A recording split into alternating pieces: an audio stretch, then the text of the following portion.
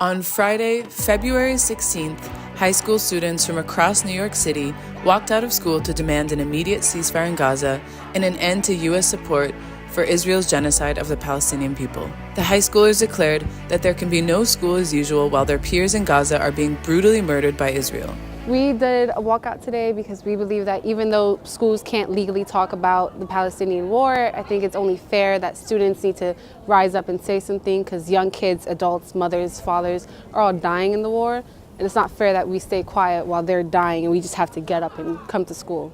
We feel like we tend to be told that we aren't aware of what's going on, or that we are not as educated on what's going on around the world. And so we want to show that we do know what's going on. We don't support this, even in our education system.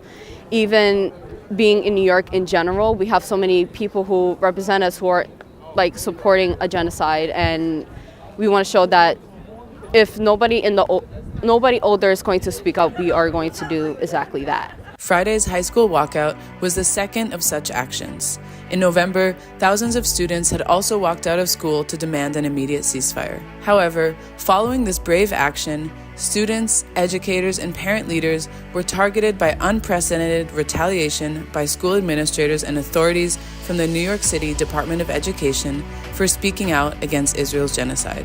After their walkout this past Friday, students, educators, and activists gathered at Bryant Park for a rally and march. Hundreds of New York City police officers were deployed to the march and made several arrests, but were unable to prevent protesters from taking to the streets. We are all here together, united in a just struggle. In the face of repression from the racist and Israeli-trained NYPD, our solidarity has not wavered.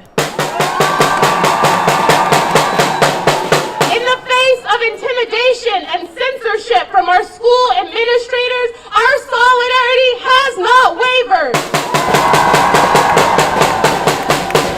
We remain steadfast because in the face of over 130 days of Israeli terror, the Palestinian resistance has not wavered.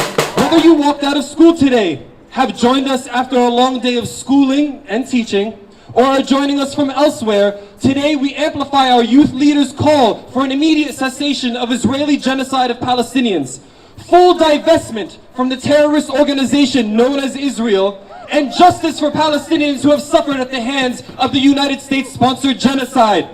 We're here today to demand a free Palestine from the river to the sea. Like many of us, students in Gaza are also in their last year of high school. And if anyone has family in Palestine, you know how important the last year of high school is, also known as Tawjihi.